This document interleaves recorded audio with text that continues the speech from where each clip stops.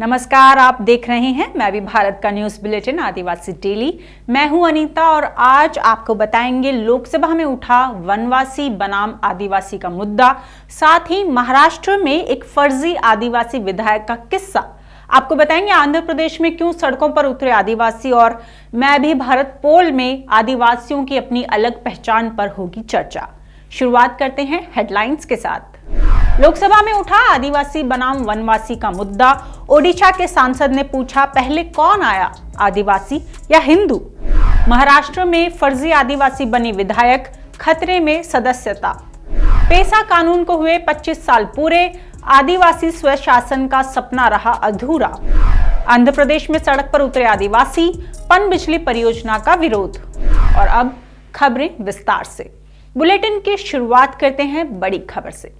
गुजरात विधानसभा के दौरान शुरू हुई आदिवासी बनाम वनवासी की चर्चा अब लोकसभा तक पहुंच गई है। चुनाव का परिणाम तो आ चुका है, लेकिन संसद के भीतर और बाहर अभी भी ये मुद्दा चर्चा का विषय बना हुआ है। पिछले हफ्ते ओडिशा से कांग्रेस सांसद सप्तगिरी शंकर उलाका ने ये मुद्दा लोकसभा में उठाया। गुरुवार को हाटी समुदाय को अनुसूचित जनजाति का दर्जा देने के लिए लोकसभा में बिल पेश किया गया था। इस बिल पर चर्चा के दौरान कांग्रेस सांसद ने बीजेपी पर आरोप लगाया कि उसने आदिवासी के विकास के लिए कुछ नहीं किया है। उन्होंने आरोप लगाया कि एक तरफ बीजेपी आदिवासियों में धर्मांतरण को मुद्दा बनाने की कोशिश करती है, तो वहीं दूसरी तरफ आदिवासियों पर हिंदू धर्म को थोपने का काम करती है। धर्मांतरण की भी बात हुई थी, कन्वर्शन की बात हुई थी।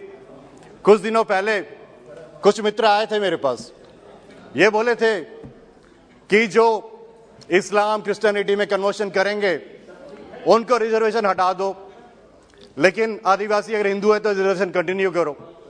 सर, मेरा सवाल एक ही है, क्या हिंदू आदिवासी है? हिंदू पहले आए कि आदिवासी पहले आए? आदिवासी का मतलब है हम पहले निवासी हैं। अब आदिवासी धीरे धीरे करके ये क्या कर रहे हैं, अभी बोल रहे हैं हम वनवासी हैं। सर, मैं जंगली जरूर हो सकता हूं लेकिन वनवासी नहीं हूं। अगर देखोगे, अगर आपको समझ में नहीं आता वनवासी और आदिवासी में क्या फर्क है, मैं बताता हूं आपको। मर्यादा पुरुषोत्तम भगवान श्री राम वनवास में गए थे, वो वनवासी थे, लेकिन सबरी माता वो आदिवासी थी। ये आप समझ लीजिए, हम इस देश के मूलवासी हैं, खाली वनवासी बोल के आप हमें अलग नहीं कर सकते हो। दरअसल कांग्रेस के पूर्व अध्यक्ष और लोकसभा सांसद राहुल गांधी ने भारत जोड़ो यात्रा के दौरान एक रैली को संबोधित करते समय इस मसले को उठाया था। उन्होंने कहा था कि आदिवासी देश का मूल मालिक है। उन्होंने ये भी कहा था कि जब आदिवासियों को वनवासी कहा जाता है तो ये उनके अधिकारों को नकारना होता है। आदिवासी बनाम वनवासी की बहस काफी पुरानी है, लेकिन राहुल गांधी के इस बयान के बाद आदिवासी और वनवासी शब्द को लेकर ये बहस फिर से छिड़ गई है। और अब खबर है महाराष्ट्र से। राज्य में एक फर्जी आदिवासी का मामला सामने आया है, लेकिन खास बात यह है कि ये फर्जी आदिवासी एकनाथ शिंदे गुट की शिवसेना की विधायक हैं। उनकी विधायक लताबाई सोनवणे पर आरोप था कि उन्होंने फर्जी अनुसूचित जनजाति प्रमाण पत्र के आधार पर आदिवासियों के लिए आरक्षित सीट पर चुनाव लड़ा था। राष्ट्रीय अनुसूचित जनजाति आयोग ने शिवसेना के इस एमएलए के जाति प्रमाण पत्र को लेकर जांच शुरू कर दी है। लताबाई सोनवणे के जाति प्रमाण पत्र को हाई कोर्ट और सुप्रीम कोर्ट पहले ही फर्जी बता चुका है। ये माना जा रहा है कि अनुसूचित जनजाति आयोग की जांच शुरू होने की वजह से अब प्रशासन जल्दी ही इस विधायक की सदस्यता खत्म करने की प्रक्रिया शुरू कर सकता है। बता दें, लताबाई सोनवणे महाराष्ट्र के जलगांव जिले के चोपड़ा चुनाव क्षेत्र से जीती थी। उन्होंने चुनाव तो शिवसेना के टिकट पर जीता था, लेकिन बगावत के बाद वो एकनाथ शिंदे गुट के साथ शामिल हो गई थी। वहीं अब इस मामले में महाराष्ट्र के राज्यपाल ने चुनाव आयोग से ये पूछा है कि क्या फर्जी प्रमाण पत्र पर चुनाव लड़ने वाली विधायक की सदस्यता रद्द की जा सकती है। इस मामले की छानबीन तब शुरू हुई जब चंद्रकांत बारेला की तरफ से अनुसूचित जनजाति आयोग में एक याचिका दायर की गई।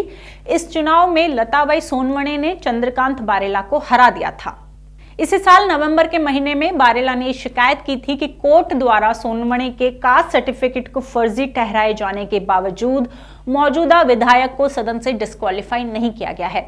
बारेला ने दावा किया कि महाराष्ट्र के जलगांव में जाली आदिवासी प्रमाण पत्र का एक पूरा रैकेट काम करता है। इस रैकेट में बड़ी संख्या में राजस्व विभाग के लोग शामिल हैं। महाराष्ट्र में आदिवासी होने के फर्जी प्रमाण पत्र के आधार पर विधायक बनने का मामला बेशक सत्ता और पैसे का दुरुपयोग है, लेकिन ये मामला विधायिका में आदिवासी प्रतिनिधित्व का हक मारने का भी है। और अगली खबर में हम बात करेंगे पेसा कानून की। पेसा यानी panchayat extension to scheduled areas act 1996 में पंचायती राज व्यवस्था में अनुसूचित क्षेत्रों का विस्तार करने के लिए पेसा कानून की शुरुआत हुई। देश में इस कानून को लागू हुए 25 साल बीत चुके हैं। इस कानून के जरिए 5वीं अनुसूची क्षेत्रों में आदिवासी स्वशासन को मान्यता दी गई। इसके साथ साथ प्राकृतिक संसाधनों का प्रबंधन, संरक्षण और नियंत्रण का अधिकार ग्राम सभा को दे दिया गया। पिछले 25 सालों में देश के अलग अलग आदिवासी बहुल इलाकों में इस कानून को लागू करने में कितनी ईमानदारी दिखाई गई और इस कानून के उद्देश्यों को हासिल करने के प्रयास कितने गंभीर रहे, इसे समझने के लिए आज नई दिल्ली में एक सम्मेलन का आयोजन किया गया। पेसा के 25 सालों पर तैयार एक रिपोर्ट में पता चलता है कि इस कानून को ईमानदारी से लागू करना तो दूर की बात है, ज्यादातर राज्यों ने इन कानूनों को लागू करने में कोई रुचि ही नहीं दिखाई। मसलन आंध्र प्रदेश और हिमाचल प्रदेश में ये कानून 15 साल बाद यानी 2011 में लागू किया गया, जबकि महाराष्ट्र और गुजरात में ये कानून लागू करने में और भी ज्यादा देरी की गई। इन राज्यों में ये कानून 2017 में लागू किया गया। छत्तीसगढ़ और मध्य प्रदेश में इस कानून को हाल में ही लागू किया गया है, यानी इन राज्यों ने इस कानून को लागू करने में 25 साल से भी ज्यादा का समय ले लिया है। देखिए, अभी भी झारखंड और उड़ीसा तो ऐसे राज्य हैं जिन्होंने इसको लेकर रूल्स नहीं बनाए, लेकिन सवाल रूल्स का भी नहीं है। सवाल इसका है कि आपको वो कानून ही नए सिरे से राज्य को बनाना था एक तरह से, और जब वो करना था तो उसमें जो दूसरे कानून हैं, जो इंटरवीनर कानून हैं, इंटरफेयरिंग कानून हैं, उनको भी उसी के अनुरूप बदलना था। तो वो तो किसी राज्य ने नहीं किया, रूल्स बना दिए, और रूल्स बहुत रिग्रेसिव हैं। 25 साल बाद अभी हाल ही में मध्य प्रदेश और छत्तीसगढ़ के रूल्स आए हैं, लेकिन वो इसके साथ कोई न्याय तो नहीं करते। वो तो असल में नौकरशाही को सहूलियत दे रहे हैं, खासकर भूमि अधिग्रहण के मामलों में और जो दूसरे मामले हैं उनमें। तो ऐसा नहीं है कि ये रूल्स पेशा को बेहतर करने के लिए हैं, बल्कि जो पेशा जहाँ रोड़ा बन सकता था उसको ठीक करने के लिए रूल्स बने हैं। तो ये पेशा के रूल्स नहीं है, ये जिला प्रशासन के रूल्स हैं, राज्य सरकार के रूल्स हैं, जो उनको सहूलियत देगा आदिवासी इलाकों के संसाधनों को हड़पने में। और इस खबर पर ज्यादा जानकारी देने के लिए हमारे साथ जुड़े हैं सामाजिक कार्यकर्ता अनिल गर्ग, जो इस सम्मेलन में हिस्सा लेने के लिए दिल्ली आए हैं। अनिल जी, मेरा पहला सवाल आपसे ये है कि मध्य प्रदेश में 25 साल बाद पेशा कानून लागू हुआ है, इस पर आप क्या कहेंगे? देश के 10 राज्य हैं जिसमें पेशा कानून लागू होता है, उसमें से मध्य प्रदेश देश का 8वां राज्य है जिसमें पेशा नियम बने हैं। सबसे पहले आंध्र और तेलंगाना में 2011 में नियम बने थे। इसलिए ये कहना कि पेशा कानून और नियम देश में पहली बार मध्य प्रदेश में लागू हुए, ये उचित नहीं है। अब इस नियम के बहुत से ऐसे प्रावधान हैं जो कानून की मूल भावना के खिलाफ हैं। दूसरी बात, संवैधानिक संशोधन के बाद 11वीं अनुसूची लागू की गई, उसमें 29 विषय हैं, और वन अधिकार कानून 2006 में लागू किया, उसमें भी ग्राम सभाओं को अधिकार दिए। तो पेशा के जो नियम बने उस नियम में इन चीज़ों के साथ तालमेल नहीं। आपने बिना तालमेल के ये नियम बनाए और हड़बड़ाहट में जल्दी में इस पर बिना विचार विमर्श किए इसको लागू भी कर दिया। इसलिए इस नियम में तो बहुत भारी बदलाव की गुंजाइश है, बहुत भारी बदलाव होना चाहिए। मध्य प्रदेश के मुख्यमंत्री शिवराज सिंह चौहान ये दावा कर रहे हैं कि उनकी सरकार ने पेशा कानून लागू कर दिया है और उनकी सरकार आदिवासियों के लिए जबरदस्त काम कर रही है। आपका अनुभव क्या कहता है इस बारे में? जो अभी नियम बने हैं उसमें भूमि अर्जन को लेकर एक जगह उन्होंने कहा है कि ग्राम सभा से परामर्श करेंगे, और उसी नियम में आगे उन्होंने कह दिया कि साहब हम ग्राम सभा से सहमति लेंगे। अब भूमि अर्जन को लेकर 2013 में एक पूरा कानून बन गया, भूमि अर्जन पुनर्वास और पुनर्व्यवस्थापन में प्रतिकर और पारदर्शिता का अधिकार अधिनियम। इस कानून में ग्राम सभा को अलग अलग स्टेप पर व्यापक अधिकार दिए, और वो सिर्फ शेड्यूल एरिया की ग्राम सभा को नहीं, नॉन शेड्यूल एरिया की ग्राम सभा को भी व्यापक अधिकार दिए। पर्यावरण संरक्षण अधिनियम जो बना 1986 का, उसमें भी संशोधन हुए और ग्राम सभा को व्यापक अधिकार दिए। तो जो उन कानूनों में ग्राम सभा को अधिकार हैं, आप वो शेड्यूल एरिया की ग्राम सभाओं को वो अधिकार आपने नहीं दिए पेशा नियम में। तो अब अधिकारी तो ये बोलेंगे ना कि साहब शेड्यूल एरिया में तो सिर्फ पेशा के नियम ही लागू होंगे, ये जो भूमि अर्जन कानून है और पर्यावरण संरक्षण कानून है, इसके प्रावधान यहाँ लागू नहीं होंगे। तो ये जो गंभीर विसंगति है, ये इस पूरे नियम को विवादित बनाती है। अनिल जी, मैं आपसे जानना चाहती हूँ कि ऐसा क्या हुआ कि 25 सालों के बाद ये कानून लागू करना पड़ा?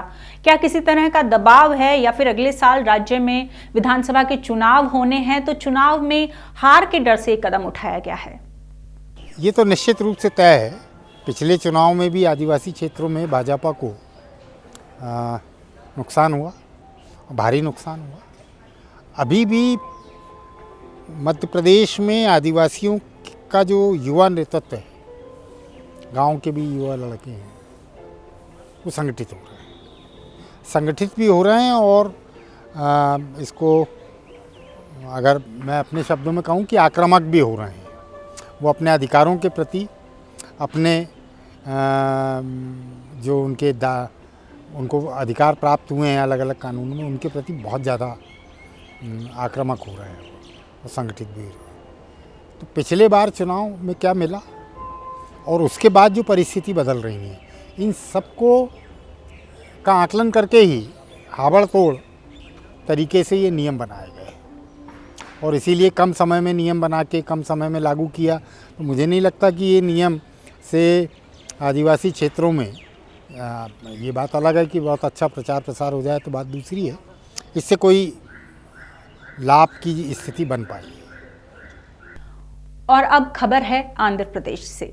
आंध्र प्रदेश के विशाखापत्तनम में आदिवासी समुदायों ने विरोध प्रदर्शन किया। ये प्रदर्शन राज्य सरकार द्वारा येरवरम पनबिजली परियोजना को दी गई मंजूरी के विरोध में किया गया। इस प्रदर्शन के लिए गिरिजन संगम और all party joint action committee ने बंद का आह्वान किया, जिसके जवाब में शनिवार को हजारों आदिवासी शहर की सड़कों पर दिखाई दिए। आदिवासियों ने लांबासिंगी, लोथुगेड़ा और टी जंक्शन सड़कों पर धरना दिया और सरकार के खिलाफ नारेबाजी की। दोपहर 2 बजे के बाद प्रदर्शनकारियों ने एक रैली में भाग भी लिया। पूर्व विधायक और तेलुगु देशम पार्टी के नेता गिद्दी ईश्वरी ने भी इस विरोध प्रदर्शन में हिस्सा लिया।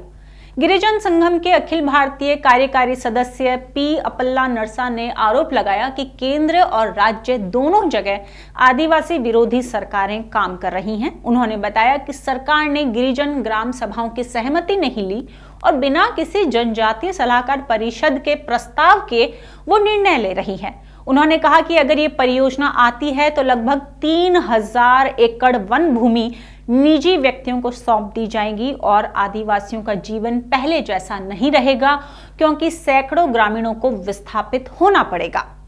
वहीं कांग्रेस नेता वंतला सुब्बा राव ने चेतावनी दी कि राज्य सरकार को आंदोलन पर ध्यान देना चाहिए, अन्यथा उसे भारी कीमत चुकानी पड़ेगी।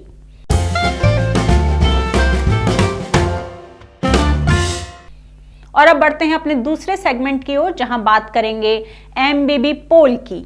मैं भी भारत के YouTube चैनल पर हमने आपसे पूछा था कि अगली जनगणना में आदिवासी पहचान के लिए अलग से कॉलम होना चाहिए।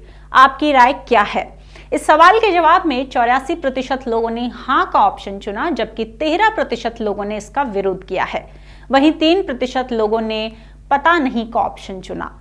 अब आप सोच रहे होंगे कि हमने ये सवाल क्यों पूछा।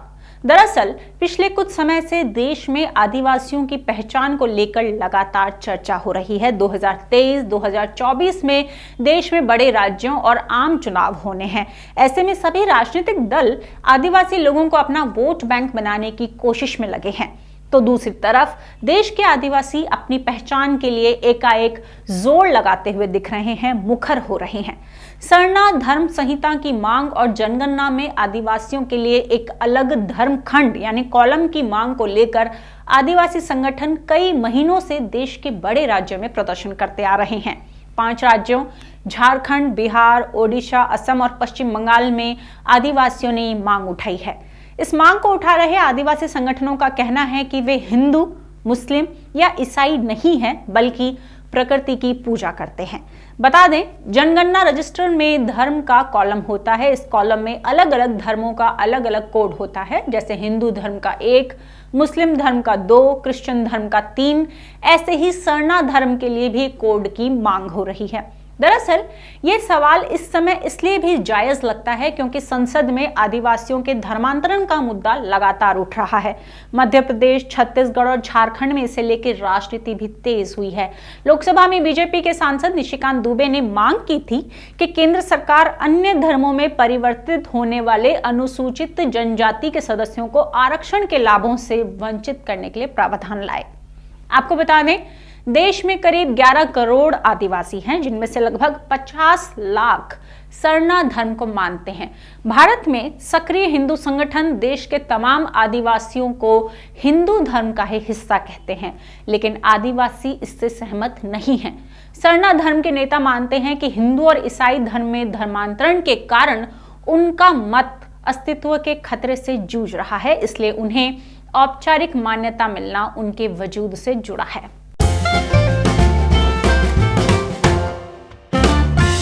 और हमारे तीसरे और आखिरी सेगमेंट यानी अस्मिता और अधिकार में आज जिक्र करेंगे कला गुरु विष्णु प्रसाद राभा का। विष्णु प्रसाद राभा को उनके साथी सैनिक शिल्पी भी कहते थे, क्योंकि उन्होंने भारतीय क्रांतिकारी कम्युनिस्ट पार्टी के नेतृत्व में चले सशस्त्र संघर्ष में भागीदारी की थी। विष्णु प्रसाद राभा का जन्म ढाका, बंगाल प्रेसिडेंसी, ब्रिटिश भारत में 31 जनवरी 1909 को हुआ था। उनके पिता का नाम राय बहादुर गोपाल चंद्र मुशहरी था, जो ब्रिटिश शासन के तहत एक पुलिस के रूप में कार्यरत थे। उनका जन्म एक बोडो परिवार में हुआ था। चूंकि उनका पालन पोषण एक राभा परिवार ने किया था, इसलिए उन्होंने अपने नाम के साथ राभा जोड़ लिया था। विष्णु राभा ने तेजपुर गवर्नमेंट हाई स्कूल में पढ़ाई की और बाद में उच्च शिक्षा के लिए कलकत्ता चले गए।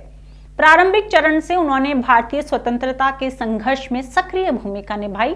वे वामपंथी विचारों से प्रभावित हुए और भारतीय कम्युनिस्ट पार्टी के करीब आ गए।